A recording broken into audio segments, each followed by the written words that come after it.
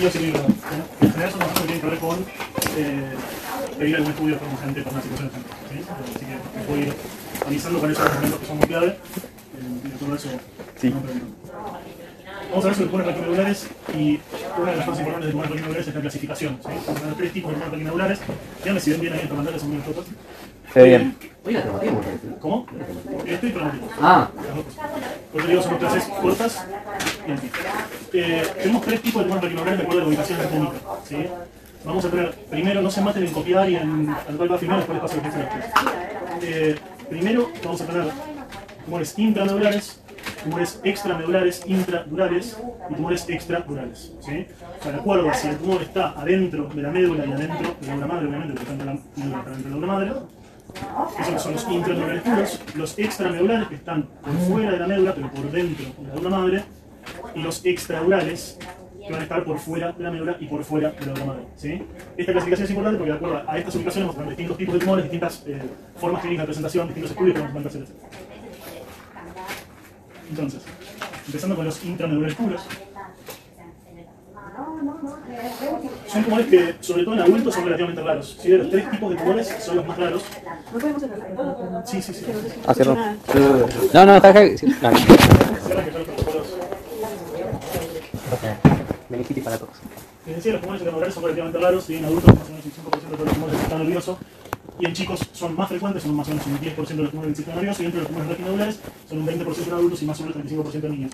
Estos porcentajes nunca se los vamos a tomar porque en cada fuente bibliográfica son diferentes, pero más o menos saber cuál es más frecuente y cuál es menos frecuente sí. Y en particular son más frecuentes en chicos. ¿Sí? Es mucho más común ver un tumor intramedular en un chico que en un adulto. Tipos de tumores intramedulares. Los ependimomas, que son más frecuentes en adultos, que van a ser bien circunscritos, que van a tener buena diferenciación entre la médula normal y el tumor, que suelen ser cervicales o torácicos y que pueden estar asociados a neurofibromatosis de tipo 2. Y los astrocitos tilocíticos, que van a ser más comunes en chicos, que van a ser difusos, que pueden ser torácicos o cervicales, que también pueden ser holocordales y que están más asociados en F1. De todas formas, esto en F1 y en F2, los 2 tumores lo más común es que se presenten sin neurofibromatosis. ¿Sí? Si están asociados a alguno de estos síndromes de esta sarcomatosis, van a estar asociados dependiendo del F2 y el astrocitoma a la F1. Doctor, pero esto es, o sea, se asocia más a neurofibromatosis, pero cuando son bilaterales, ¿no? No son bilaterales porque no tienen 2 médulas. ¿Sí? Ah, claro. ¿Sí? En el cerebro. Vos estás hablando en particular de los neurinomas del acústico. Sí. ¿Sí? El neurinoma del acústico bilateral es casi diagnóstico de neurofibromatosis tipo 2. ¿Sí? Es un paciente con neurinoma del acústico bilateral y ese paciente tiene neurofibromatosis tipo 2. ¿Qué dice Olo? Holocordales. Ah. Significa que ocupan toda la médula. No siempre, a veces pueden ser holocordales. Después hay otros diagnósticos diferenciales, hemangioblastoma, que se dan en la enfermedad de congénita Lindau, que genera múltiples hemangioblastomas en todo el sistema nervioso, y otros tumores benignos en general, como ganglioma y glioblastoma. El glioblastoma es maligno, obviamente. Pero en general todos estos tumores suelen ser benignos. ¿Sí? La enorme mayoría son tumores benignos. Igual tener muchas implicancias para el tratamiento y para el diagnóstico y para la presentación clínica. ¿Sí? El razonamiento general, si bien los tumores en el sistema nervioso siempre, nunca un tumor benigno en el sistema nervioso va a ser un tumor bueno. ¿Sí? Porque va a estar ocupando espacio, porque va a desplazar tejidos que son muy sensibles, porque suelen generar clínica. Pero los tumores benignos en general no son el sistema nervioso, suelen ser de lento crecimiento. ¿Sí? El hecho de que sean de lento crecimiento hace que suelen ser más grandes que los tumores malignos. ¿Por qué? Porque al ir acomodándose generan menos síntomas o generan síntomas de forma más tardía. Los tumores malignos en general crecen muy rápido, generan síntomas de forma aguda y también en general el tratamiento de los tumores benignos es exclusivamente la cirugía. A veces uno lo puede complementar con la quimioterapia o radioterapia, pero la quimioterapia y la radioterapia siempre funciona mucho más para los tumores que son rápidamente de rápido crecimiento. Cuando las células se están multiplicando continuamente, a esas células va a atacar la radioterapia y la quimioterapia, entonces en general los tumores benignos son tumores inherentemente quirúrgicos. ¿Sí? Eso igual ya lo vamos a ir hablando con uno por uno de estos tipos, pero es para que ustedes tengan ese concepto en general. Después, en cuanto al diagnóstico, la clínica de presentación, ya dijimos que son tumores benignos, los intramedulares, con lo cual la clínica en general es lenta y solapada. Se puede presentar con dolor, se puede presentar con paresia, en general es asimétrica, ¿sí? Como se va a afectar la zona central de la médula, es muy raro que genere un síndrome centromedular. ¿Sí? Los síndromes medulares que están descritos en los libros es rarísimo que se presenten tal cual están en los libros. Es muy raro que se presente un síndrome centromedular, lo más común es que sea una paresia bien asimétrica y muchas veces de 4 miembros, dependiendo obviamente de cuál es la ubicación. ¿Sí? Si tenemos un tumor que es dorsal bajo, vamos a tener una afección de miembros inferiores. Si tenemos un tumor que es cervical medio alto, puede generar una cuadriparesia asimétrica. ¿Sí? Como son tumores de lento crecimiento y que afectan bastante a los chicos, es muy común que generen deformidad. ¿Sí? Generen deformidad como escoliosis, cifosis o tortícolis. ¿Sí? El lento crecimiento, la lenta deformación de esa columna de crecimiento va a generar estos signos. Cuando tenemos una sospecha por toda esta clínica de que el paciente puede llegar a tener un tumor raquimeular, este es otro de los conceptos grandes de la clase, lo que se pide es una resonancia magnética de columna sin y con gadolinio. ¿Sí? El estudio para estudiar, valga la redundancia, la médula es la resonancia magnética. ¿Sí? La resonancia magnética, recuerden que es lo que mejor ve cerebro y sistema nervioso. En el caso en particular de la médula, en una tomografía no se ve nada. ¿Sí? O se ve muy poco, no se puede distinguir el hueso, etc. Entonces, para estudiar la resonancia, siempre, para estudiar la médula, siempre una resonancia. ¿Por qué lo pedimos sin con Gabardini? Ahora vamos a ver con las imágenes, porque en general los tumores medulares realzan con Gabardini. ¿Sí? Es decir, uno hace una secuencia con la resonancia, no sé si ya cursaron diagnóstico por imágenes. Sí. En general, como ya vieron ahí, hace una secuencia de resonancia a este uno, le pasan Gabardini y después de pasar el Gabardini, eso se va a aprender. ¿Sí? Eso es muy típico de muchos de estos tumores, por eso siempre sin y con Gabardini. Después, en cuanto a las imágenes, primero vamos a repasar un poquito cómo son las imágenes de columna. Un poco de pena estar tan chica la pantalla. Ahí tenemos una resonancia de columna en secuencia T1. Se dan cuenta que es T1 porque el parénquima, el cordón medular es gris y el líquido es negro. ¿Sí? Eso les dice que es T1. Estamos en cervical, charnera, occipital, cervical, dorsal, lumbar. Vamos a ver mejor. Este es un T2, ¿sí? Donde se ve la médula negra y el líquido blanco. El mismo T1 y T2 dorsal y lumbar. Fíjense dónde termina el cono medular. ¿Sí? Y una forma muy fácil para contar cuál es el nivel donde está la lesión es empezar a contar desde abajo. ¿Sí? Siempre es más cómodo empezar a contar desde abajo. Depende igual en qué corte está. ¿Sí? Si ustedes tienen un tumor que está por acá, les conviene empezar a contar desde acá. Esto es sacro, esto es lumbar. ¿Sí? Entonces sabemos que esta es lumbar 5. Si empezamos a contar para arriba, lumbar 5, 4, 3, 2, 1. ¿Sí? Ahí en donde está el cono. ¿Sí? Porque sabemos que, por ejemplo, en este caso, que el cono no está descendido. ¿Sí? ¿Se acuerdan que cuando hay una médula anclada, el cono está descendido por debajo del dedo central? Y en eso como generalidad, ¿qué es lo que vemos cuando tenemos un tumor intramedular? En general lo que vamos a ver es que el mismo cordón medular, esto que vemos acá, va a estar engrosado, expandido. ¿Sí? En general en T2, estos tumores van a ser hiperintensos. Comúnmente en T2 y T1 de la resonancia va a ser relativamente parecido, o sea, va a ir en paralelo a lo que pasa en una tomografía. Si ustedes tienen un tumor benigno, ¿sí? Que en general tiene poca celularidad, en la tomografía va a ser un tumor más oscuro. En general no tan oscuro como el líquido, pero va a ser un tumor bastante gris oscuro. Ese tumor gris oscuro y poco celular en el T1, que en general el T1 va bastante paralelo a la tomografía, se va a ver hipointenso. Hipodenso en la tomografía, hipointenso en la resonancia. Y en general en el T2, lo que es hipocelular y benigno se ve hiperintenso. Entonces son tumores, todos estos tumores que son benignos los van a ver bien blancos en el T2, y en el T1, que van a estar tirando a hipointenso, lo van a ver con realce y con benigno. Y después estos tumores lo que suelen tener es quistes. ¿Sí? Va a haber quistes tumorales en un 20% que realzan con Gabardini y quistes no tumorales que no realzan. Esos quistes no tumorales es lo que se llama sigmonielia. ¿Sí? La acumulación de líquido de presión adentro de la médula que se va a producir en general arriba, en el polo superior y en el polo inferior del tumor. ¿Sí? Como el tumor está en el medio del canal centromedular obstruyendo la circulación de líquido por el canal primario, por el punto primario, va a haber sigmonielia arriba y abajo. Perdón, no entendí bien lo de la sigmonielia. Ustedes, la sigmonielia es la acumulación de líquido adentro, ahora lo van a ver en las imágenes, es la acumulación de líquido dentro de la médula. ¿Sí? Adentro de la médula. Lo que pasa es que el tumor está obstruyendo el conducto primario, ¿sí? Sí. Está en el centro. Entonces eso va a hacer que se acumule líquido por arriba y por abajo del tumor en la médula. Ahora les muestro cómo es eso. ¿Ven esto? ¿Sí? Esto es bien típico de estos tumores intramedulares. ¿Sí?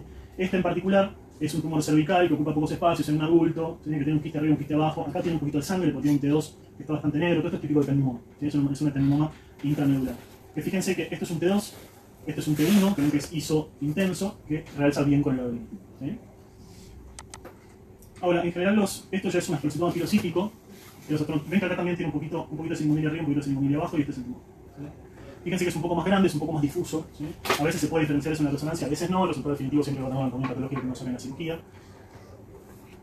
Fíjense acá que en un T1 uno tiene que prestar bastante atención para darse cuenta de que esa no es engrosada. ¿Sí? Por eso es tan importante el contraste, porque el contraste va a realizar este que es claramente patológico. ¿Sí? Otras cosas que pueden realizar con contraste en la médula, pero que son mucho más raras, son abscesos, empiedemas, etc. ¿Sí? Que a nivel de Raji son mucho más infrecuentes que a nivel del cráneo. Esta es otra imagen donde se ve mejor lo de los quistes tumorales. ¿Sí? Esto uno cómo sabe si es sigmonielia, o sea, acumulación de líquido o los quistes del tumor, uno sabe porque eso puede realizar con contraste o no. Acá fíjense que tiene dos nódulos que realizan con contraste, pero los del medio no realizan con contraste. Con lo cual el tumor es esto y es esto. ¿Sí? Esto es sigmonielia, ¿sí? No es quiste. Entonces la sigmonielia es la acumulación de líquido dentro de la médula. dentro de la médula. Así como tiene la hidrocefalia que se acumula arriba en los ventrículos, la sigmonielia en general es acumulación. Yo tengo una duda, ¿por qué se acumula líquido abajo del tumor? Si no pasa. La circulación de líquido no es tan simple como que tiene una flecha que se dirige hacia abajo siempre. ¿Sí? Si bien es una simplificación que sirve mucho para entender la hidrocefalia y para entender los tipos de hidrocefalia, la circulación de líquido no es tan simple, no la terminamos de entender, y hay producción de líquido en todo el canal animal. ¿Sí? No es solamente en el plexo coroideo, sino en todo el canal animal. Entonces si vos tenés un tumor en el medio, podés tener líquido abajo, podés tener líquido arriba. ¿Y esa sigmomelia no realza el contraste? No, sí. Diagnósticos diferenciales, como dijimos, cosas que realzan con contraste en la médula, infecciones. pero lo más común son las enfermedades desmielinizantes, ¿sí? Por ejemplo, esclerosis múltiple, por ejemplo, mielitis transversa. Este tipo de enfermedades en general pueden producir un engrosamiento del cordón medular, pueden producir lesiones que realizan con contraste, que son hiperintensas en T2. El tema, y lo que va a diferenciarlos más marcadamente, es cómo es la presentación clínica, ¿sí? En general, las enfermedades desmielinizantes tienen una presentación clínica aguda, ¿sí? Como se llama la presentación de múltiples síntomas neurológicos de forma aguda. Esto es mucho más solapado y aparte, en general, las enfermedades desmielinizantes tienen lesiones arriba también, ¿sí? En la esclerosis múltiple lo más típico es que haya lesiones desmielinizantes tanto en cerebro como en médula. Así que eso sería también un diagnóstico diferencial. Y en general es mucho más común una enfermedad desmielinizante común como la esclerosis múltiple que un tumor intramedular, ¿sí? De todas formas, ante la presentación de un cuadro clínico, ya sea agudo o ya sea crónico, un cuadro neurológico que pueda simular un tumor intramedular, le van a pedir una resonancia, ¿sí? Ya sea la sospecha de una esclerosis múltiple o un tumor intramedular, la resonancia se va a pedir y se va a pedir con contraste, ¿sí? Bueno, en cuanto al tratamiento, se podrán imaginar que como son tumores benignos, el tratamiento va a ser quirúrgico, ¿sí? Hay algo muy clave del tratamiento quirúrgico que es lo que se llama el control neurofisiológico. Control neurofisiológico significa que hay un neurofisiólogo, un neurólogo especialista en neurofisiología en el quirófano, que al paciente cuando se duerme le pone electrodos, sobre todo en miembros inferiores, dependiendo de la altura donde esté la lesión, también en miembros superiores, en esfínteres, etc., para poder controlar cuál, si cuando nosotros estamos sacando ese tumor estamos generando un daño definitivo en las vías, sobre todo en las vías largas o no, ¿sí? Porque ahora les voy a mostrar un video de la cirugía. Imagínense que nosotros tenemos que entrar a la médula para sacar ese tumor, ¿sí? Estamos hablando de que la médula es muy infinita y la posibilidad de romper algo es muy grande, ¿sí? Para poder llegar a la médula, en general lo que hacemos es un abordaje posterior. ¿Se acuerdan que en las vértebras nosotros tenemos, hacia posterior tenemos las láminas y las apófisis espinosas? ¿Sí? En este caso son cervicales, se dan cuenta porque son bífidas y porque esta es más larga, probablemente se hace 7. Y lo que se hace es una laminectomía o laminotomía posterior para poder llegar al cordón medular, ¿sí? Es decir, se saca la lámina. Laminectomía significa que se saca la lámina y no se vuelve a poner, es decir, se descarta. Y laminotomía es que no la vuelve a poner y la fija. Ahora después les voy a mostrar, después del video de la cirugía, les muestro cómo se puede fijar eso para hacer la laminotomía.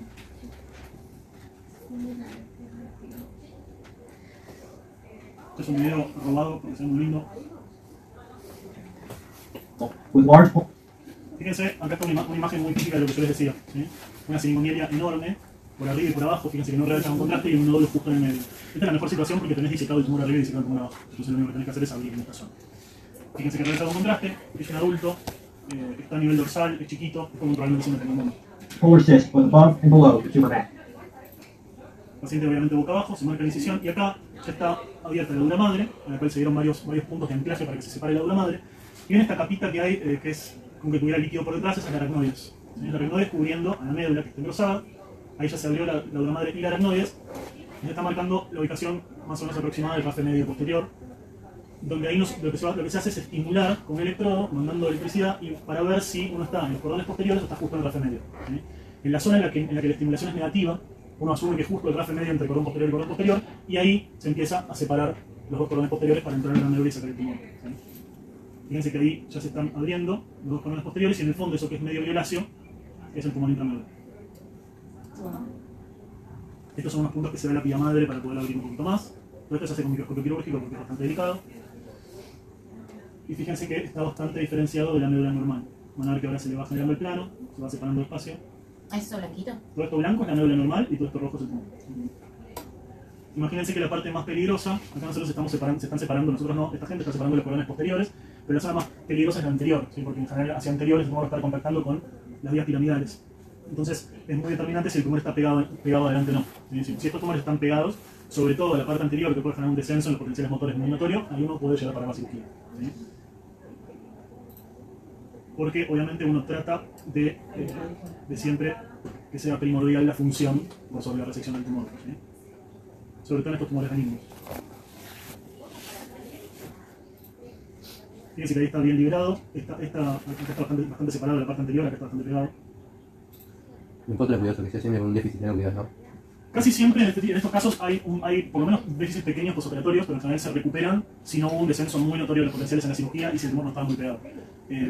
Si uno tiene cuidado, no todos los pacientes quedan con tanto déficit, por eso el tratamiento quirúrgico sigue siendo el tratamiento que se hace en estos tumores. Ese que salió casi todo de esta zona que lo voy a pegar.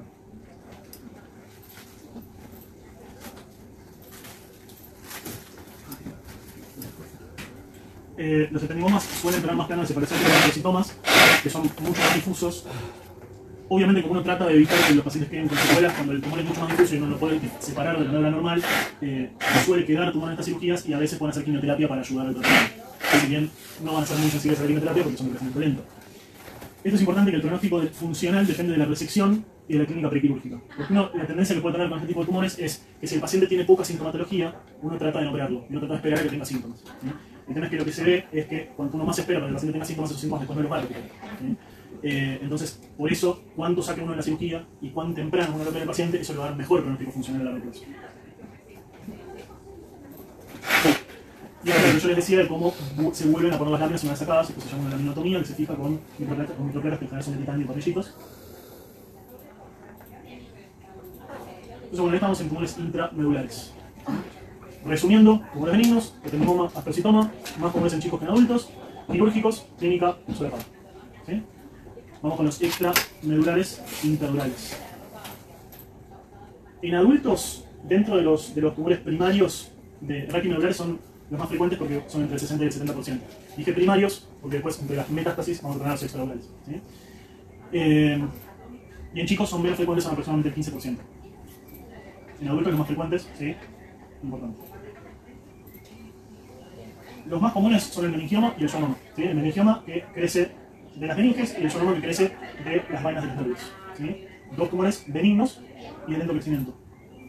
En tercer lugar, y bastante lejos, están los neurofibromas, que están asociados a la neurofibromatosis. Los schwannomas y los meningiomas también pueden estar asociados a la neurofibromatosis. ¿Sí?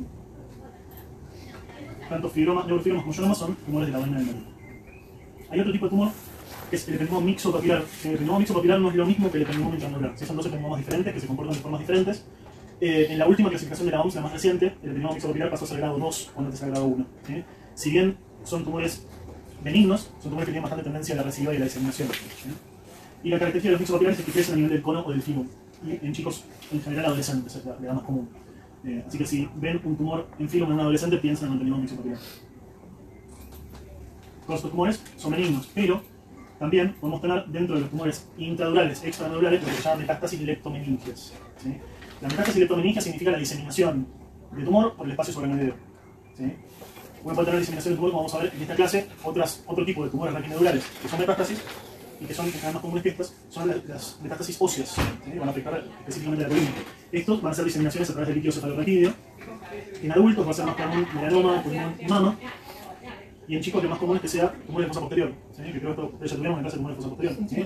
Medulloblastoma y secundariamente ependimoma son tumores que pueden diseminar por líquido cefalorraquídeo. ¿Sí? Y esa diseminación por líquido cefalorraquídeo puede tener metástasis leptomeningias que pueden comportarse como tumores intradurales y extramedulares.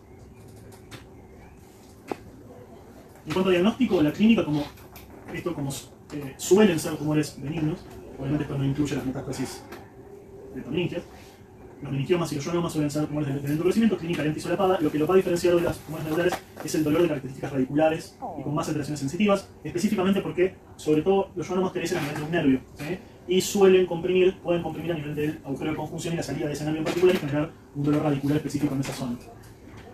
Así como nosotros solíamos tener una paraparesia o una cuadriparesia asimétrica con los tumores intramedulares, en general acá es más común que haya una monoparesia. ¿Sí? ¿Por qué? Porque puede estar afectado justo un nervio importante o la salida de los nervios que vayan justo para uno de los miembros inferiores.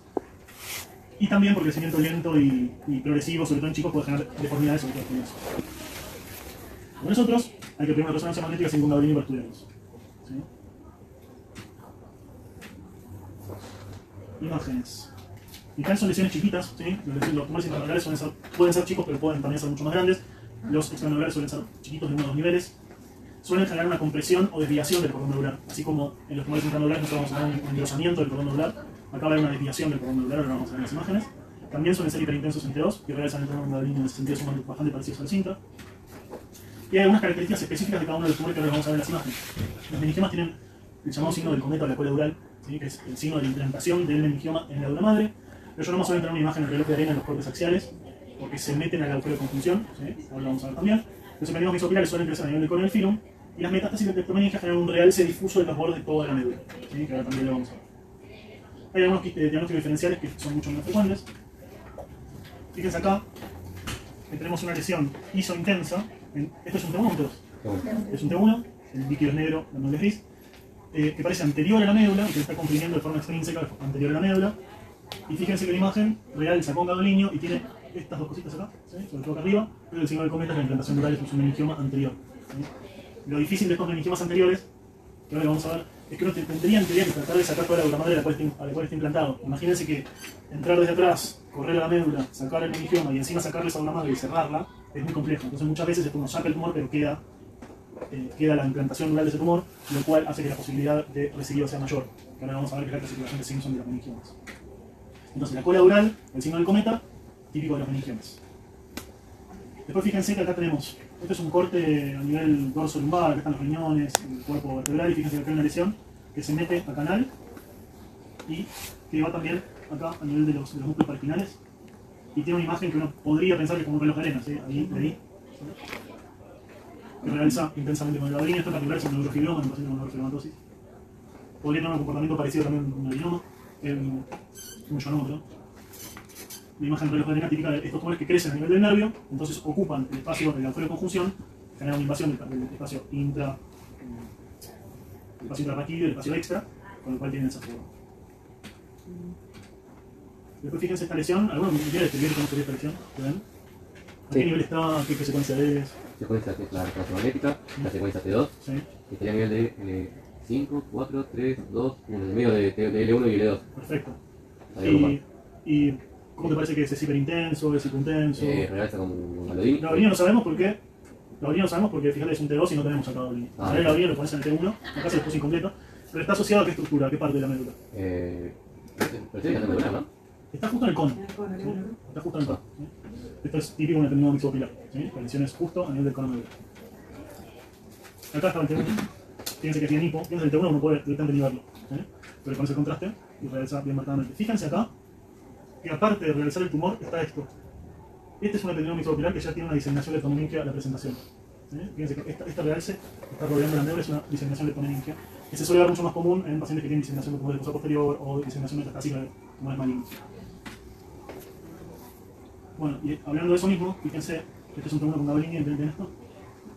No sé si llegan a ver la rayita blanca alrededor de la médula. Esa es la imagen típica de una metástasis leptomeningia, una diseminación leptomeningia difusa. Que también puede tener este tipo de forma. ¿Sí? Puede ser mucho más agresivo, porque uno ya no sabe si es muy intranebular, probablemente hay algunos componentes que sean intranebulares, pero fíjense todo de acá. ¿Sí? ¿Ven? Toda esta diseminación leptomeningia, supratentorial, infratentorial, de la columna. Y acá también está afectado todos los cuerpos vertebrales y cervicales. ¿Sí? Bien. Tratamiento de todos los que son benignos, meningioma, schwannoma, neurofibroma, resección quirúrgica con control neurofisiológico también. También vamos a hacer una laminectomía para poder llegar desde atrás a la lesión.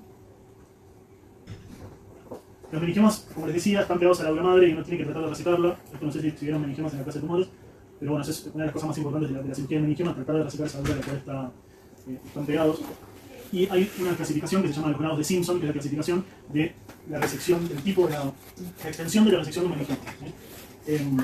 Que va desde el grado 1, que son los meningiomas que se resecan de forma completa, incluyendo la resección de la aura madre que está relacionada y a veces incluso puede estar el hueso del hueso y eso también se saca, a el grado 4 que es una resección subtotal. En el medio, haciendo una resección completa con la aura madre coagulada, resección completa sin resección y sin coagulación de la aura madre, etcétera, etcétera. Y en general, los meningiomas espinales anteriores suelen ser como mínimo un grado 2 o 3, porque como yo les decía, no se puede resecar por esa aura madre por la dificultad técnica.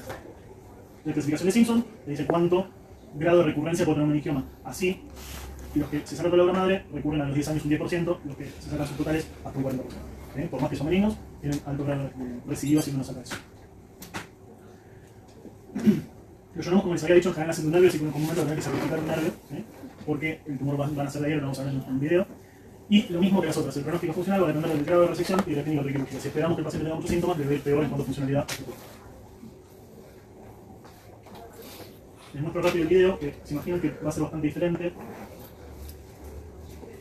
Este es un schwannoma de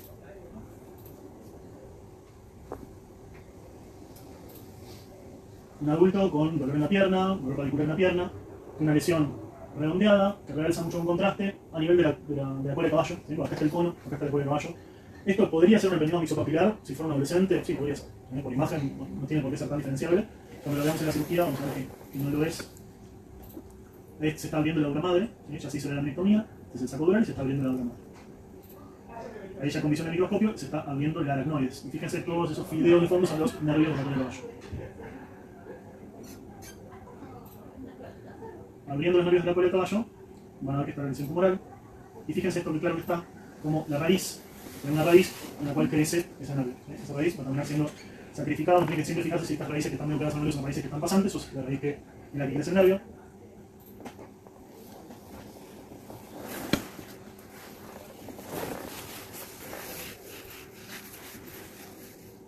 En general, la técnica en la que uno saca un tumor, y esto es bastante universal, como estamos en un lugar muy chiquitito, lo primero que uno ve es que está medio despegado, entonces uno tiene la tendencia a querer sacarlo de una y listo. ¿Sí? Pero en general lo que se hace es hacer lo que se llama un debulking, o sea, achicar el tumor desde adentro, para que cuando uno lo saca, después toda la cápsula entera, uno no esté apretando todas las raíces de costado. ¿Sí? Esa misma técnica se usa para tumores supratentoriales, fosa posterior, etc. ¿Y cómo lo chicas desde adentro? Esto es un coagulador bipolar, lo vas coagulando y lo vas aspirando. ¿Sí? A veces, si el tumor es relativamente blando, se puede aspirar con un aspirador común, y a veces se usa algo que se llama un aspirador ultrasónico, que es un aspirador que te da ondas sonoras y que con eso lo va rompiendo y aspirando. Ahí está usando el aspirador ultrasónico y lo está cavitando con eso. ¿Sí? Le vas sacando contenido. Le va sacando contenido para que esté como desinflado y después se pueda disecar mejor y sacar sin miedo a lesionarlo alrededor. El nervio se pierde. ¿Cómo? El nervio se pierde. Ese nervio se pierde. Ese nervio se pierde en general. Si es un nervio sensitivo, no suele pasar mucho. ¿Sí? Porque suele generar un parche de sensibilidad, un parche de hipostesia.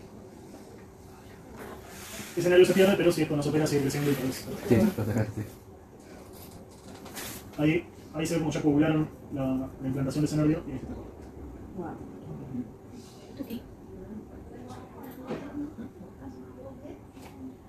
Y acá, si no me equivoco, lo que están haciendo es disecando un nervio que parece estar pasante. Fíjate para no sacrificarlo, que es un nervio que está medio pegado adelante, pero que no termina en el tumor. Bueno.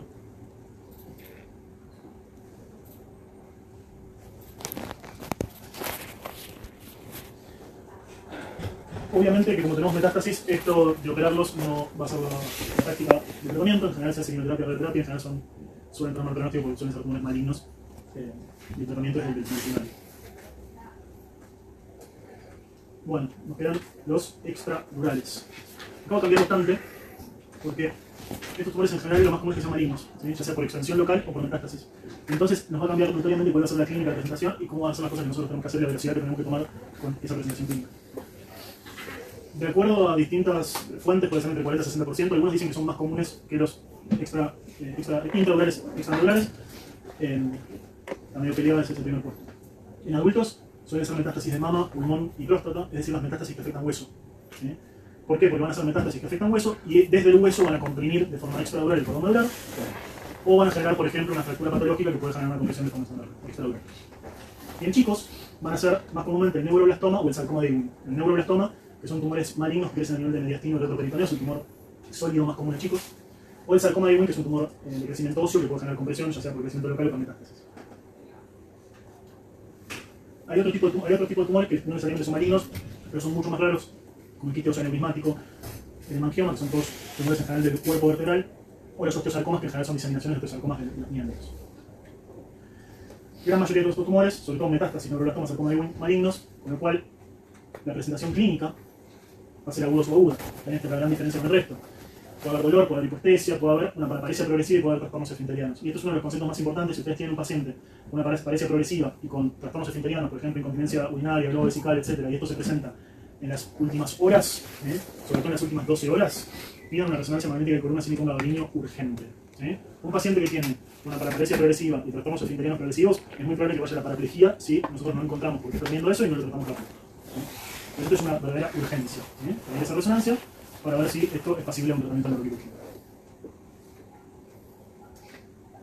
Si se tiene que quedar con un concepto de toda esta clase, me importa más ese que todo el resto. ¿Sí?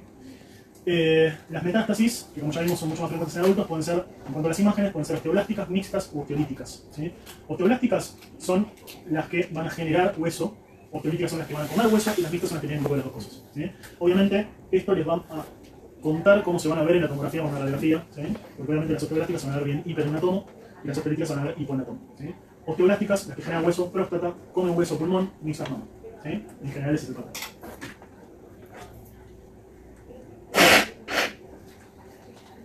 ¿Notan algo raro en esta radiografía diferente?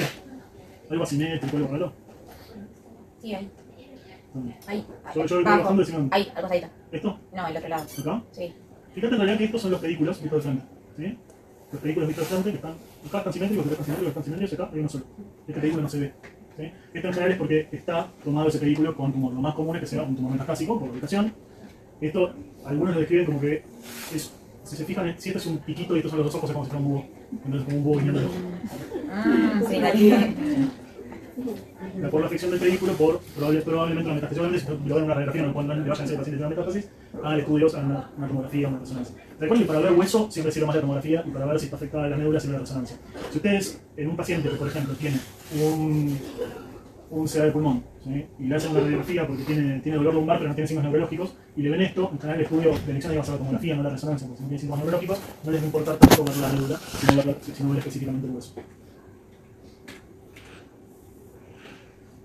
Después acá tenemos una meta obstelítica, con está todo el cuerpo vertebral bien comido. ¿Qué nivel es esta? 2. De 3. 5, 4, 3, 2. Acuérdense que siempre donde está el ángulo es L5, L1. Y ya podemos tener cuando hay afección del cuerpo este tipo de lesiones donde ya hay un colapso total del cuerpo, donde acá tienen disco intravertebral y este cuerpo que desapareció prácticamente. Y fíjense que acá hay también lesiones extraorales múltiples. Todo esto por metástasis en adultos. ¿Sí? Después en chicos vamos a ver el neuroblastoma y el Ewing. Los neuroblastomas suelen ser masas mediastinales o retroperitoneales que pueden invadir el canal por los agujeros de conjunción, en este caso dando una imagen bastante parecida a la que daban los llanomas y los neurofibromas, pero también puede invadir por destrucción ósea. Y los Ewing son similares, pero nacen directamente del hueso y no del mediastino o retroperitoneal. Imágenes de esos. ¿Sí? Acá estamos a nivel de mediastino, pulmones, grandes vasos, masa mediastinal, agujero de conjunción que invade el canal y empuja la médula hacia adelante y costado. ¿Sí? Esto es un Ewing, está comprimiendo desde afuera, ya en la parte posterior. También un Ewing, afección de hueso a nivel anterior, e invasión del canal de forma extraocular. ¿Sí? Bueno, esto es importante. El tratamiento de los tumores extraorales, comúnmente el tratamiento del tumor no es quirúrgico. ¿Sí? Pero la conducta quirúrgica importante es la conducta de urgencia cuando hay un deterioro neurológico agudo. ¿Sí? O sea, si se da el caso que hemos visto de un paciente que tiene una paraparesia rápidamente progresiva o incluso una paraplejía, siempre y cuando esa paraplejía sea menos de 12 horas, se enferma una paraplejía, pero un paciente que está parapléjico hace 3 días, esa paraplejía lo más común es que no se recupere. Si es una plejía completa, no se va a recuperar. ¿Sí? Si el paciente viene sobre todo con menos de 12 horas o tiene una paraparesia rápidamente progresiva y tiene también lobo vesical, ese paciente, como ya vimos, hay que hacer una resonancia urgente. ¿Para qué? Para ver si eventualmente amerita hacer una laminectomía descompresiva. Si ese paciente tiene un tumor extraoral que está invadiendo el canal, lo que vamos a hacer es sacar las láminas, como habíamos visto para llegar al canal, pero solamente para poder descomprimir ese tumor. Nosotros en general aprovechamos ese momento quirúrgico para tomar una muestra de biopsia, pero no vamos a sacar la totalidad del tumor. Fíjense que hay muchos de estos tumores que o son una metástasis de un primario que está en otro lado, o que es una invasión del canal del tumor que está en mediastino o retroperitoneal, que aparte es maligno y que aparte responde bien a la quimioterapia radioterapia. Entonces, en general el tratamiento quirúrgico es en estos casos de urgencia. ¿Sí? Por eso el tratamiento de estos tumores suele ser el tratamiento del tumor primario y por ser casi todos malignos, se hace quimioterapia y radioterapia en general. Si es un chico muy chico, no se va a hacer radioterapia porque la radioterapia en menores de 2 o 3 años es recontra deleteria para el crecimiento del cerebro. Así que a partir de los 2 años, antes de 3 años, empieza a hacer radioterapia. Bueno, eso es todo lo de tumores raquinoidales. ¿Sí? Entonces, intraneurales, ya habíamos dicho, benignos, engrosan el cordón, el tenimoma, astrocitoma, más comunes en chicos, tratamiento quirúrgico. Extraneurales, más comunes en adultos, meningioma, schwannoma, tratamiento quirúrgico también, y en general producen clínica radicular. Y los extraneurales, la diferencia es que son malignos, metástasis óseas, tumores en adultos, o neuroblastoma sarcoma en chicos, puede tener clínica aguda, en este caso resurgente, para eventual laminectomía compresiva, y si no, tratamiento de tumores de rayos. ¿Sí? Bueno. Si quieren, como después van a tener un pequeño práctico, yo les diría que veamos esta clase de cromatismo raquinoidal, que es bastante más corta que esta, que la de tumores, y después hacer un descansito y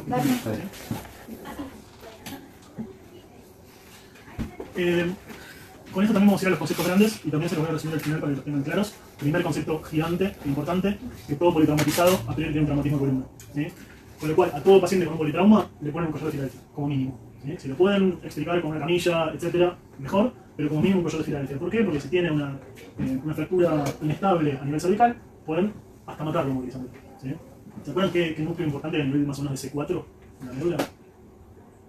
Importante para la vida, les diría. No, el centro cardiorrespiratorio está en el bulbo, pero a nivel de C4 tienen el núcleo motor del frénico. ¿Sí? Se pone una paresia diafragmática bilateral que les comprometa la ventilación. Por eso un paciente que tiene una fractura cervical alta puede estar comprometida la ventilación por eso. ¿Sí? Más allá de eso, obviamente, la funcionalidad del paciente puede quedar cuadripléjico. Así que siempre el collar de Filadelfia. Ahora, paciente con traumatismo raquimedular, el concepto en general, ya hoy en día, que en casi todos los lugares hay un tomógrafo, el concepto en general, van a decir seguramente en nuestro hospital no hay, el concepto en general es tratar en lo posible de hacer tomografía, salvo que sea un traumatismo de muy baja energía y que el paciente no tenga ningún tipo de dolor, etc. ¿Sí? ¿Por qué? Porque es bastante fácil subestimar las lesiones vertebrales con la radiografía. ¿Sí? Entonces, si es posible acceder a una tomografía, mejor. En general, cuando hay un politrauma, suele haber también un TEC. ¿Sí? Entonces, a estos politraumatizables se les suele hacer una tomografía del cerebro, y esa tomografía del cerebro uno la suele extender a los cortes por lo menos cervicales, y el resto de la columna le puede hacer una radiografía. ¿Sí? Lo que se suele hacer es eso, ¿sí? Salvo que haya alguna sintomatología muy particular, que haya un hematoma grande dorsal, o que el traumatismo haya sido justo en la columna dorsal, o que el paciente refiere a algún dolor bien localizado. En general, el politraumatizado se le suele hacer tomografía del cerebro extendida a cervical. Obviamente, si no tenés, es una radiografía por lo menos. El politrauma en general lo vas a inmovilizar, le vas a hacer una tomografía, o si las radiografías tienen algo raro, ¿sí? Si un paciente con un trauma de muy bajo impacto, o porque no tenés tomógrafo, le haces la radiografía de algo raro, ahí sí vas a tratar de conseguir la tomografía. Y la tomografía, si está normal y no tiene síntomas neurológicos, ahí te quedas. ¿Sí? Ya sabes que no tiene ninguna fractura, y no tiene ningún síntoma neurológico. Si tiene una tomografía alterada, ahí de acuerdo a si tiene síntomas neurológicos o no tiene síntomas neurológicos, le vas a pedir una resonancia. Recuerda, la resonancia es para ver la médula. Si tenés síntomas neurológicos, vas a pedir una resonancia. Si no los tenés, no. Si tenés alterada la radiografía, vas a ver mejor esa fractura con la tomografía. Si esa tomografía está alterada y tenés síntomas neurológicos, hacer una resonancia. ¿Sí? También a veces le puedes hacer una resonancia, aunque no tengas síntomas neurológicos, por ejemplo, si tenés una fractura con mucha invasión de canal. ¿Sí? Tenés, por ejemplo, una fractura del cuerpo vertebral con fragmentos del cuerpo vertebral que están entrando del canal. Ahí, aunque el paciente no tenga síntomas neurológicos, hacer una resonancia, igual porque tenés probablemente comprometida la médula por esos fragmentos que están en el canal. Entonces, como les decía, las radiografías pueden subdiagnosticar un 50% de las lesiones por traumatismos raquimedulares. Son difíciles cuando tenés el paciente inmovilizado, tenés el collar de Filadelfia puesto, la zona de radiografía, no entendés nada de la radiografía, no está el collar en el medio. Aparte, una zona bastante importante que puede tener bastante traumatismos es la zona cervical baja dorsal ancha, que justo cuando tenés los homóplatos, las clavículas, no se entiende nada tampoco de radiografías. Entonces, también si tenés tomografía, ese suele ser el primer estudio, salvo que tenga un mecanismo lesional de ego sintomático. Si hay síntomas neurológicos o hay posible compresión neural, como les decía, ahí pedís la resonancia. Repaso rápido de la anatomía de las vértebras: tenemos cuerpo, pedículos, apófisis transversas, articulares, láminas y espinosas. ¿Sí?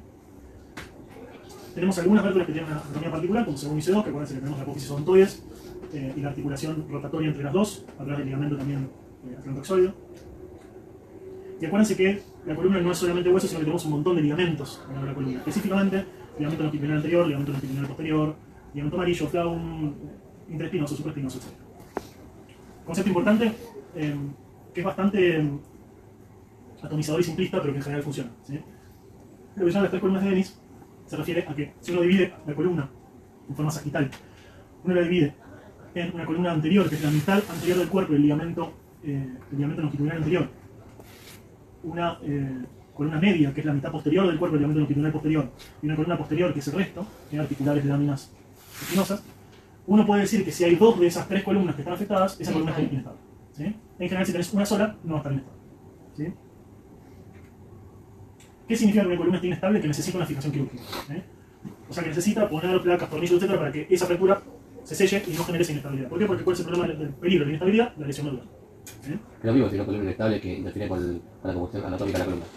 ¿Cómo? Es lo mismo decirte, no sé, columna inestable que interfiere con la posición anatómica de la columna normal. Es que vos podés tener una posición anatómica de la columna que sea patológica pero que no sea inestable. Por ejemplo, una escoliosis o una cifosis crónica. ¿Sí? Una columna inestable, el problema es que ese paciente se puede mover o hacer un movimiento y de repente la médula se le va a doblar o se le va a comprimir por el hueso. Ese es el peligro, digamos. O sea, no cualquier alteración anatómica de la columna es una inestabilidad. Otra forma de verse estabilidad o inestabilidad son los estudios dinámicos. ¿Sí? O sea, por ejemplo, radiografías en extensión y flexión, que eso siempre hay que hacerlo con mucho cuidado porque son pacientes que nosotros asumimos que tienen que estar inmovilizados. Por eso en general, estos traumatismos no se suelen hacer estudios dinámicos. Bueno, tipo de fracturas, si se ponen a leer esto de los libros, van a ver 28 millones de tipos de fracturas. No les vamos a preguntar cuáles son los mecanismos de fractura ni los tipos de fractura, por lo menos no para, salvo para el 10 quizás. Pero en general son bastante razonables. Si ustedes ven cómo esta fractura, pueden razonar más o menos cómo fue el mecanismo de trauma. Por ejemplo, si ustedes ven una compresión una compresión, ya les dije el mecanismo de trauma, un estallido del cuerpo, si se imaginan que el trauma va a ser por compresión, ¿sí? por presión de superior a inferior y compresión de ese cuerpo. O si tenemos específicamente, por ejemplo, este tipo de fractura, ¿sí? Tenemos una fractura de la parte anterior del cuerpo, eso va a ser por extensión forzada. ¿Sí? O si tenemos este tipo de fractura, ¿sí? Donde están todos los ligamentos posteriores y la parte posterior del cuerpo afectada, esto en general va a ser por flexión. ¿Sí? Si tenemos fracturas más complejas, con fracturas oblicuas, en general ya va a ser por un mecanismo rotatorio. Perdón, si tengo la parte anterior, que no sería porque tipo, no sé, yo tuve un golpe que me hizo así la columna, o sea, así para adelante, me fui, digamos. Claro, si vos tenés, digamos, Se entiende la pregunta, ¿no? se entiende, pero vos pensá que la columna sea como un palo duro, Sí. ¿sí? Y ese palo vos pensá para dónde está fracturando. Claro. O sea, cuando hay un mecanismo de extensión, lo que está sometido a más fuerza que distrae es la parte anterior, por eso cada vez afecta la parte anterior. Ya sé, yo entiendo, digo, que un traumatismo adelante. Entiendo lo que vos decís, La columna es así, si yo me que se me rompa la parte de adelante, si hay algo que me hace así para atrás, la parte posterior. pero en general suele ser al revés, ¿sí? Suele ser al revés. Pero no hay más ver.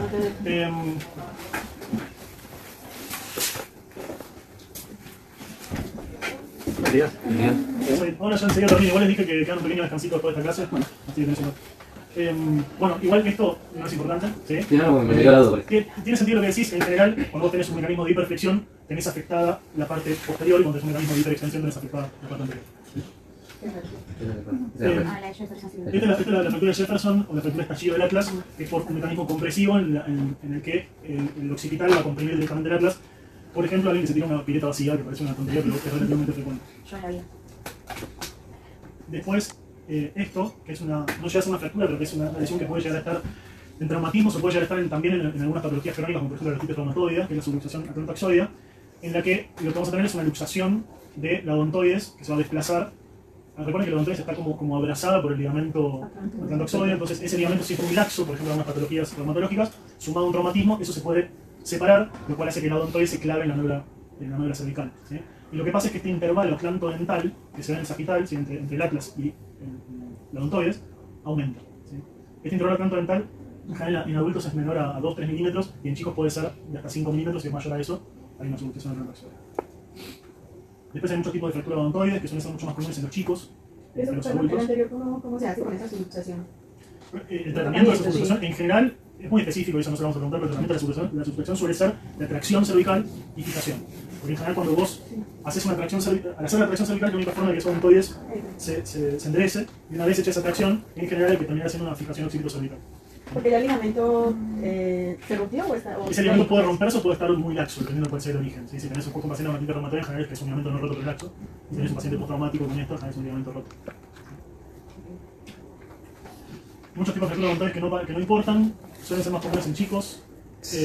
Después la típica espondilolistesis traumática de laxis o fractura del ahorcado en general no es común en ahorcados, porque hoy en día por suerte no tenemos tantos ahorcados, pero es común por este tipo de traumatismo, ¿sí?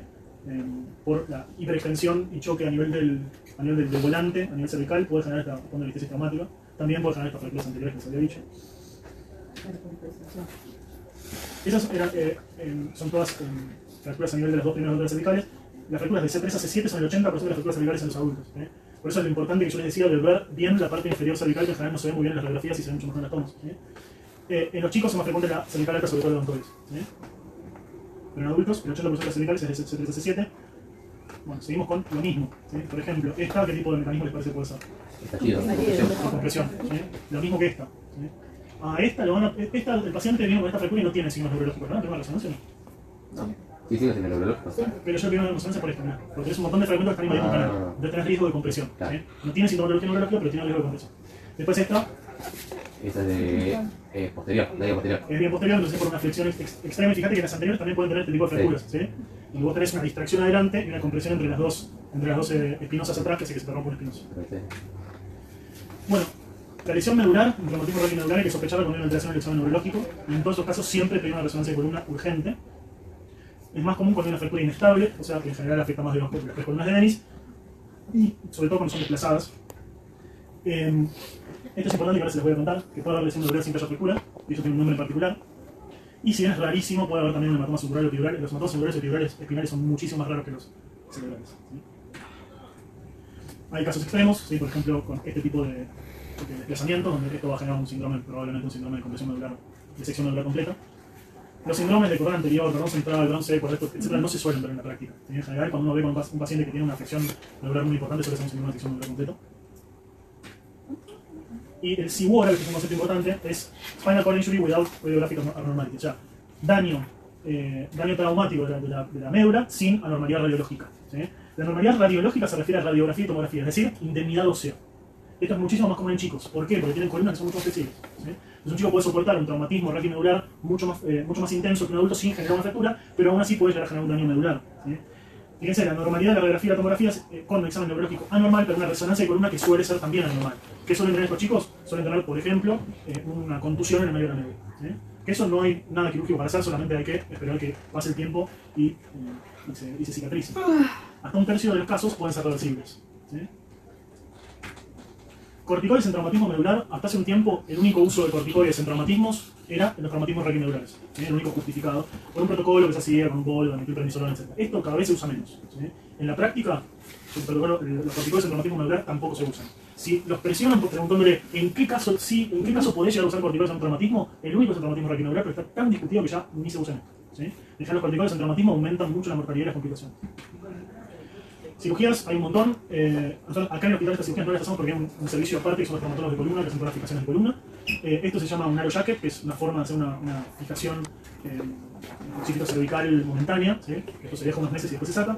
Esto es una fijación occipito-cervical definitiva con tornillos que van a través de los pedículos, se llaman tornillos transpediculares, esto también. En este caso es una fijación dorsal. Siempre el único concepto importante es que si la columna tiene estable, hay que fijarla. ¿Sí? Conceptos básicos, resumen y fin de la clase. Todo paciente politraumatizado se tiene que inmovilizar, sobre todo la columna cervical, así que collar de Filadelfia, todo politrauma, sí o sí. Si podés estudiar a un paciente con un trauma, con un politrauma y con una sospecha de un trauma raquimeular con una tomografía, mucho mejor, sobre todo porque a nivel cervical bajo dorsal alto se ve bastante mal en la radiografía. Si tenés un examen neurológico alterado o hay una fractura que es inestable, o sea, 2 de los 3 columnas de Dennis, en ese caso hay que hacer una resonancia urgente. Y si tenés ¿y qué es un Siguara? Es un daño medular sin anormalidad radiológica en radiografía y tomografía, pero que sí puede alterar la resonancia, mucho más común en chicos y hasta un tercio reversible. ¿Sí? Muy bien. ¿Quieren hacer descanso? Sí. Sí, permiten hacer rápidamente la clase. Sí, ahora. Así que no se puede hablar en la cirugía.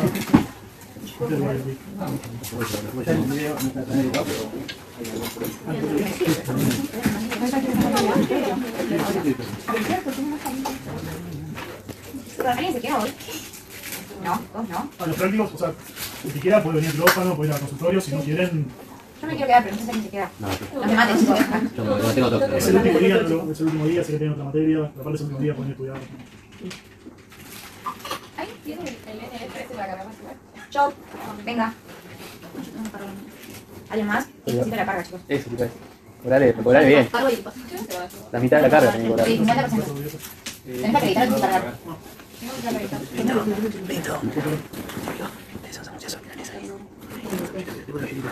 Venga, un guiso, una. ¿Oí? ¿Está un guiso de mondongo o no? ¿Tienes un poquito de torta? Ah, entrate con un caballo, hijo de puta. Sí, me la creí, Me guardé el coso porque hay que reutilizar y soy pobre. ¿Dónde pones el diario? No, lo guardé.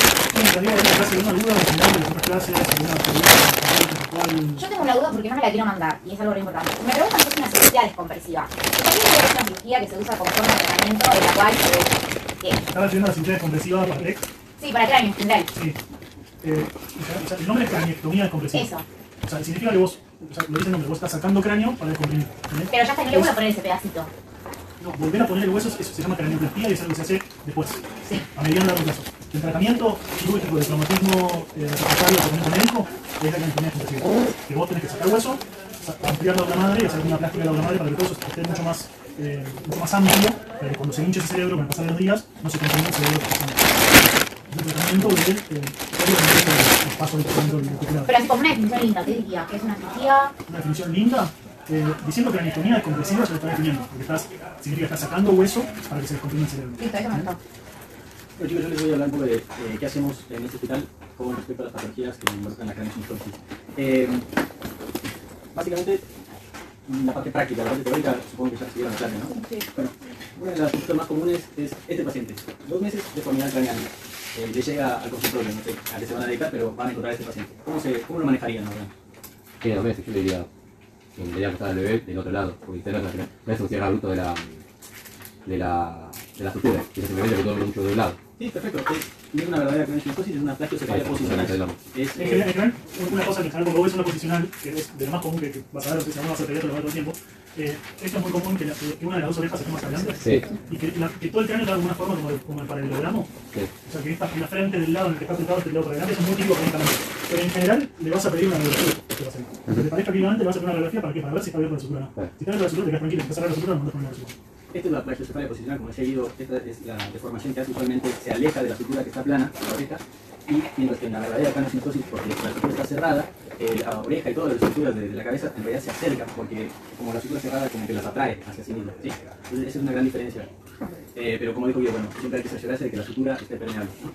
Bueno, los tipos de craniosynostosis propiamente dicho, vamos a hablar un poco del cierre de la sutura sagital, el cierre de la sutura metópica, el cierre de la sutura coronal, que puede ser unilateral o bilateral, cierre de la sutura lambdoidea, y luego un poco de las craniosynostosis complejas, que el manejo se escapa a lo que necesitan saber, pero simplemente como ejemplo. Yo les paso la clase, no es necesario, no es importante que vean las cosas, ¿sí? Bueno, escatocefalia. La escatocefalia es la patología del cierre de la sutura sagital, ¿sí? Varía bastante el tratamiento dependiendo de la edad del paciente. Como ustedes saben, el crecimiento del perímetro cefálico se da muy aceleradamente en los primeros meses de vida.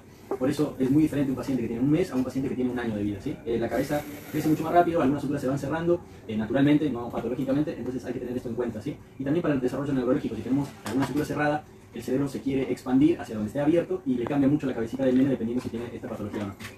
Bueno, esta es una cirugía de una sagitectomía simple, ¿sí? Se pueden hacer distintos tipos de incisiones, en este caso fue una incisión semicircular, anterior-posterior, y acá rebatimos el colgajo de piel y parte blanda para exponer lo que es el periosto, y tratamos de no tocarlo, y la sutura que acá protruye levemente porque como está cerrada hay como una perostosis en el lugar, ¿sí?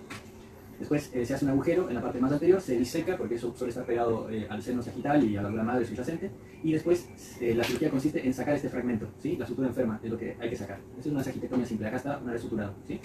Este es otro tipo de incisión, donde acá lo marcamos, esta es una incisión en S itálica, que también sirve, lo importante es que queden bien afrontados los colgajos y que respeten las curvaturas propias del cráneo, ¿sí? Acá ven la sutura enferma, que se removió por totalidad, y como sangraba un poco la dura madre, se colocó Surgicel, que es un agente hemostático, y luego todo esto queda así como lo ven, pero cubierto con periósteo para que se vaya osificando lentamente, ¿sí? Pero esto le permite al cráneo ir expandiendo hacia los lados, que es lo que no le permite al cráneo. Después se acomoda, ¿no? El tamaño entre los. Sí, por supuesto, la idea es que se vaya Se cerrando. normaliza el índice Claro. cefálico, o sea, se expande hacia los laterales y ese efecto de hueso se va cerrando a poco. Claro. Es importante también que esta cirugía se hace usualmente antes de los primeros 3 meses de vida, cuando el cerebro del nene está creciendo y puede crecer hacia los lados. Y también que en esa edad no tienen mucha sangre, porque no pueden sangrar mucho los nenes. Usualmente terminan siendo transfundidos, igual, pero hay que tratar de evitar al máximo el sangrado. Por eso se trata de no sacar el periósteo, porque pueden haber... Lo importante es que cuanto, en general, en la craniosynostosis, cuanto antes se trate, si bien el chico es más chico y el sangrado puede ser más grave, la cirugía es mucho más simple. Porque el hueso es mucho más finito, la cirugía es mucho menos invasiva. Nosotros estos pacientes ahora los estamos haciendo endoscópicos. Con dos incisiones muy chiquititas en lugar. Me estoy adelantando todo tu clase. Pero la cirugía endoscópica solo la puedes hacer si el paciente es muy chiquito. Entonces, el consejo es que ustedes, si ven un paciente con esto en el consultorio, manden a un neurocirujano lo antes posible, porque va a ser mucho menos lesivo para el paciente y la cirugía va a ser mucho menos cruenta si lo ajustas rápido. Bueno, Una cosa muy típica es que los pediatras le digan al padre, no, eso es por el parto, la forma ya se lo ve con el tiempo la forma. Entonces esperan 6 meses y vienen a los 6 meses y a los 6 meses hay que hacer una cirugía, es una bestialidad en comparación con eso. fue coincidencia, pero justamente tenemos al médico de planta que se dedica más a lo que es craniosynostosis endoscópica, el tratamiento de craniosynostosis de forma endoscópica. Así que ya les voy a mostrar. Bueno, esta es otra cirugía, creo que acá tenemos un video que está el primer apellido del doctor Maxim. Ah, él. Sí, sí.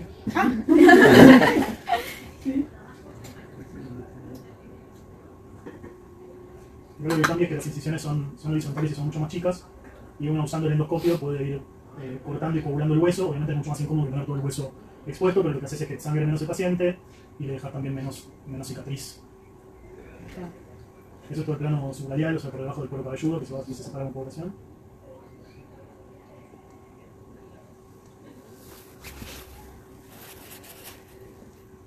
Esos son los motores que usamos para hacer los agujeros en el cráneo. Eso se llama una bubia, que con el hueso también es un...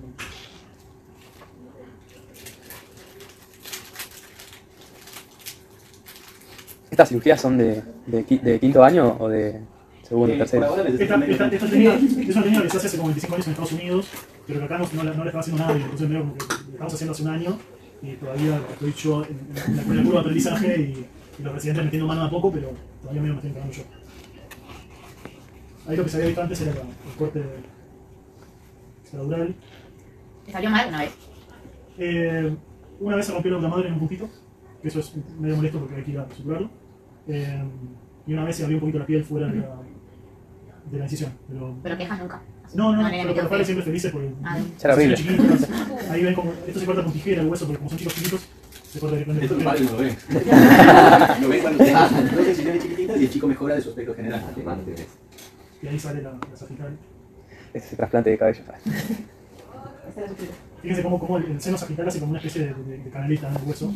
Pues hay que tener cuidado porque si uno no lo separa bien eso puede sangrar y así puede ser catastrófico de sangre el seno sagital. Y todo el borde del hueso se coagula porque si eso queda sangrando pues está bien chico.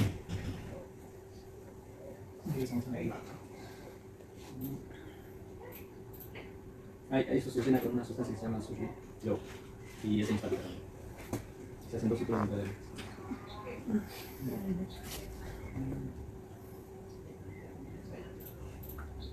Y el otro día no sé si había alguien. Vamos a hablar de eso. Sí. Creo que alguien bajó quirófano y yo estaba medio que viendo una cirugía, estamos haciendo la primera vez. De tener una técnica parecida. Esta es una sagitectomía empleada, usualmente se da en chicos con escafocefalia, pero que tienen un poco más de edad, entre 3 a 9 meses. Acá ya no podemos simplemente sacar la sutura enferma, sino que tenemos que hacer descargas hacia los lados, una precoronal y una retrocoronal y una prelandoidea. Y como ven acá, sacamos la sutura enferma, las descargas óseas, las osteotomías, y después se fractura en tallo verde, lo que son parietales. ¿Sí? Eso le permite también que expanda con un poco más de facilidad hacia los lados. Se den muy cuenta, pero bueno, Sí. es necesario, no hay otra forma. Son muy violentos, por eso el concepto ese de llevarlos rápido es muy violento. Y después cuando los chicos son mayores de 9 meses, hay chicos que llegan incluso de 4 o 5 años y que requieren esta cirugía, se llama fragmentación biparietal. ¿Sí? Consiste en eso, en fragmentar los huesos parietales. Para esta cirugía hay que hacer una incisión en el zigzag, por decirlo así, bicoronal, o vía auricular, como quieran llamarlo, y se rebaten los colgajos de piel hacia adelante y hacia atrás. Así podemos exponer todo, ambos parietales principalmente, y las suturas coronales y landoides. Se hacen los agujeros de trépano, usualmente primero arrancamos por los más temporales y luego vamos hacia los de la línea media, como ven, al lado de lo que es el seno sagital superior, que hay que respetarlo, y después se conectan los agujeros de trépano, se sacan las dos plaquetas y se fragmentan. Estos son los fragmentos de parietal. ¿Sí? Acá adelante se hicieron algunas descargas porque algunos de estos pacientes hacen lo que se llama bossing frontal, que como el cerebro no tiene para dónde expandirse y la metópica está abierta, entonces se va hacia adelante y empuja el hueso y tienen la frente muy prominente. ¿Sí? Entonces, estéticamente les molesta eso y por eso hay que hacer estas descargas para que se arregle un poco. ¿Sí? Bueno, esto es muy importante, les puse la foto porque se ve bien. El periósteo hay que conservarlo, no se puede romper en la cirugía para luego colocarlo encima de los fragmentos y que se cicatrice bien y que vuelva a crecer el hueso debajo del periósteo. El periósteo tiene esta capacidad de generar hueso si es que está sano, ¿no? Bueno, este es la trigonocefalia, ustedes saben, cierre prematuro de la sutura metópica. Esta es una cirugía para la trigonocefalia, se llama avance frontounitario, a veces se hace con un injerto de hueso autólogo del cráneo, ya les voy a mostrar. Bueno, acá se marca la sutura que está cerrada. Este es en realidad para una cirugía endoscópica de trigonocefalia, ¿sí? La incisión se hacía solamente en esta parte. Pero bueno, me servía para mostrar al chico que tiene la frente en triángulo, por eso es trigonocefalia. Acá está expuesto un colgajo que es aurículo auricular. Y se expone lo que es todo el hueso, la sutura enferma, se remueve la frente que estaba previamente y acá se agarró el hueso del parietal derecho y se lo colocó como frente, ¿sí? El parietal es bastante delgadito y queda mucho más estéticamente bien que la frente que tenía previamente. Este es otro tipo de cirugía donde también se le remodeló la frente. Esta vez se utilizó la misma frente del chico, se abrió la parte de la sutura enferma y se le colocaron los dos pedazos de uno al lado del otro para verse como una frente normal, o relativamente aceptable por lo menos. Después, nuevamente, el periósteo es muy importante, se sujeta y luego se unen en los colgajos de piel. Como vieron, cambia bastante el chico previo a la cirugía, el postquirúrgico. Luego se dematizan, usualmente demora varios días hasta que regresen a este estado y no se puede ver muy bien, pero en el inmediato postoperatorio se ve bastante aceptable. ¿Sí? Después de la braquicefalia, cierre de la sutura coronal, puede ser unilateral o bilateral, en lo que un braquicefalia sí es bilateral. ¿Sí? Como el cerebro quiere crecer y la sutura que está permeable es la escamosa, el cerebro se va hacia arriba y la sutura que está permeable es la sagital, se va hacia los lados. Entonces tenemos el aspecto típico del paciente braquicéfalo, ¿no? Acá se va a hacer un avance frontovitario, también el problema es la frente, entonces lo que se saca son el frontal y el techo de las órbitas. ¿Sí? Acá vemos de nuevo la misma incisión para bajar el colgajo de piel, exponer el frontal, exponer el techo de las órbitas y después esto se reconstruye, se hacen las descargas. Este es un tipo de la cirugía, en realidad hay muchos tipos de cirugía, pero la idea principal es la misma, ¿sí? Remodelar la frente y estos hay que fijarlo con microplaquetas reabsorbibles porque se salen muy fácilmente. Ustedes vieron tal vez para muchas cirugías que utilizamos hilo fuerte para sujetar el hueso, acá no es viable porque necesita estar estéticamente bien, entonces usamos microplaquetas. Chicos, por el cierre de las dos coronales tiene la órbita tirada para atrás, entonces uno tiene que tirar para adelante el frontal y la órbita, y cuando tenés esa banda orbitaria adelante, lo que pasa acá. Esas plaquetas son un huevo y las tienen por ahí está el ministerio. Pero no hay muchos nenes así. Hay. Acá hay. Por lo menos acá hay un montón. Sí. Sí. Bueno, Estos son otros tipos de avance frontovital, como ven acá marcamos el frontal, marcamos el techo de la órbita, acá está la dura madre cubriendo el lóbulo frontal y acá vemos una de las órbitas, acá vemos las dos órbitas expuestas, acá vemos el techo, ¿sí? Esta es la parte ósea, acá vemos el paciente sin el frontal y sin el techo de la órbita. Acá se utiliza una plaqueta bastante larga para sujetar el bandó, que se llama como una lámina ósea que va a cubrir entre el techo y el frontal. Esto es otro tipo de fijación. Bueno, y esto es otro tratamiento para la braquicefalia, pero endoscópico. Nuevamente, esto es para pacientes muy chicos. Y otra vez el doctor Martínez está Esta es la que hicimos el otro día, sí, que por ser la primera estamos peleando un poco. Que la cara de esta cirugía es que en lugar de hacer toda una incisión gigantesca, que hacer las incisiones chiquititas y en lugar de tener que avanzar toda la órbita, como es un paciente muy chico, 2 meses de vida, uno solamente corta la sutura. ¿Sí? Entonces, cortando la sutura y poniéndole un casco, que ese casco queda por varios meses, uno fuerza que el mismo crecimiento del cerebro haga que ese frontal y esa órbita vaya para adelante, sin tener que hacer esa cirugía tan cruenta que le había mostrado. Acá la cirugía consta de 2 incisiones anteroposteriores a cada lado a nivel del estefano, que es un punto craniométrico, y después hacemos los agujeros de trépano. Ahí donde hicimos 2 incisiones, se diseca por debajo del agujero de trépano y después utilizamos con asistencia endoscópica y el monopolar la disección de la galla, que es este tejido laxo que recubre el cráneo, donde vamos a trabajar. Y después con esta pinza, que es una pinza para disectomía o que también se utiliza para abordajes de hipófisis, se va comiendo lo que es la sutura coronal. ¿Sí? Al inicio esto es por vía abierta y luego con asistencia endoscópica. ¿Sí? La pinza va, agarra el hueso, lo corta y lo retapa. Es más difícil de lo que parece. Bueno, después de cortar el hueso hay que coagular el diploide, como vieron sangra bastante y hay que evitar el sangrado porque son muy chiquitos. Este es un instrumento especial, es una aspiración protegida con un material que no transmite el calor, porque el calor de la cánula puede quemar a los tejidos, y solamente la punta está expuesta. Con asistencia del monopolar se transmite el calor y eso coagula el diploide. No sé si lo llegan a ver.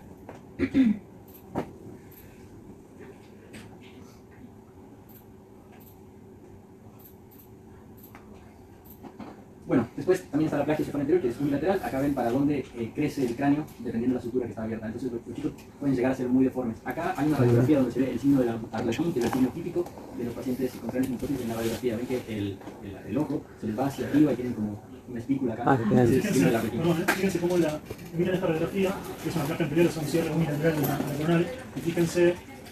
Esa, Esta. ¿qué tiene? ¿Bilateral? Fíjense, tiene bilateral, claro, es un cierre unilateral de la coronal. Esa verticalización de los techos de las órbitas es muy típico, y es algo que, aunque no llegues a ver si la sutura está cerrada o no, es un signo bastante evidente de que tiene un cierre de la sutura. Igual se ve también de afuera. Allá que vimos en el cruzado se veía. Que tenía. Sí, se ve, pero bueno, se ve para certificarlo con la radiografía, lo es así. Bueno, esta es otra cirugía, esta es plaquiocefalia unilateral, el plaquiocefalia anterior o hacer la sutura unilateral anterior. Y bueno, lo mismo, se reconstruye la frente y acá está la microplaqueta reabsorbible que sostiene después del avance del orbital. ¿Sí? Bueno, luego la plaquiocefalia posterior, que es el cierre de la landoida, en este caso era unilateral. Y lo que hicimos acá consiste en lo mismo, se pone al paciente boca abajo para exponer la landoide, acá vemos las lambdas de cada lado, ¿sí? Y vemos que tiene una asimetría de los lados del occipital, ¿sí? Entonces lo que se hace es invertir las plaquetas, ¿sí? Invertir los correjos óseos, por decirlo así, el más chiquito al lado más grande y el más grande al lado más chico, ¿ven? Y se le da de cierta forma, hay distintas técnicas, pero en este caso se le dio una forma espiralada para que se adapte mejor, ¿sí? También, como ven acá, con cuñas o descargas se puede hacer, y lo importante es invertirlas. ¿Ven? El lado B, el lado A, el lado B, el lado A, y ahora el lado A y el lado B, ¿sí? Y acá se hace con las plaquetas. Es exactamente la misma técnica, ¿sí? Y así se vuelven más simétricas. El chico crece, se cicatriza el hueso y suelen tener un resultado aceptable. Las craniosynostosis normalmente generan una alteración estética, pero si es que están por mucho tiempo pueden generar también hipertensión endocraniana, ¿sí? Eso será sintomático o asintomático, y a veces uno pide estudios específicamente para saber si la craniosynostosis le está generando daño. Hay plaquiocefalias que no se detectaron al nacimiento y como se encuentran atrás, plaquiocefalias posteriores me refiero, no se encuentran atrás, a veces no se las conoce y los chicos llegan tarde, a los 4 o 5 años de edad, cuando tal vez la cirugía no les generaría un beneficio, ¿sí? Entonces ahí hay que pedirles un fondo de ojo para saber si tienen edema de papila o si tienen, les hacen mucho bullying en la escuela por el tema estético, ¿sí? Bueno, algunas palabras sobre craniosynostosis complejas. Este es un síndrome de Cruzón, ¿sí? Que tiene el cierre de varias suturas, sutura sacrital, sutura coronal y del macizo facial también. Por eso usualmente tienen proptosis, las órbitas no entran dentro de la cavidad orbital, ¿sí? Esto es un cráneo en trébol, como ven, tiene más cerradas las suturas y el cerebro crece hacia la fontanela y hacia los lados de los temporales, que son los únicos en el lugar donde puede crecer, ¿sí? También acá vemos que tiene edema venoso de las órbitas y por eso se ven los ojos así tan llamativos, ¿sí? Porque no le entra el globo ocular dentro de la órbita. Esto es la hipertensión craneana a la que yo le refería. Acá es en una reconstrucción 3D, vemos lo que se llama el cráneo de las cuñas. Esto se ve, perdón, en la estosis compleja con cierre total, ¿no? Sí, Eso es mucha genera, hipertensión. eso genera tanta hipertensión lobrena que el hueso queda todo apolillado. Es como si las circunvoluciones de sí presionaran contra el hueso y lo dejan marcado. ¿Sí? Acá se ve en la tomografía y acá se ve en el postquirúrgico en la propia plaqueta ósea. ¿Sí? Bueno, este es un síndrome de Upper que tiene, aparte del cierre de las suturas, también es muy importante verle las manos, porque suelen tener sindactilia, pulgares anchos, y hay varios tipos, ¿sí? Hay unos más leves y unos más graves que solo tienen un muñón muchas veces. ¿Sí? Y bueno, no todo es triste, tienen tratamiento algunos, a veces consisten en 2 o 3 cirugías, en este caso es un cráneo trébol que pasó por varias cirugías y tuvo un resultado bastante favorable. ¿Sí? Increíble, ¿no? Como que se me fueron las ganas de tener hijos. Bueno, chicos, no sé si tienen alguna pregunta. Estudian mucho TEC, hemorragias por hemoidea, y España. Yo, no sé, yo por lo menos esas son cosas que conocía. Y de TEC, no sé, por ejemplo, algún caso clínico, mejor laudar, que signos puede tener, misocoria, localizadora, escala de Glasgow, sepan escala de Glasgow. Todas Hay que las saber de pediátricos. Como que sepan de adultos, todos también. De pediátricos no lo hacemos ni los de pediátricos. Ah, genial, entonces internet.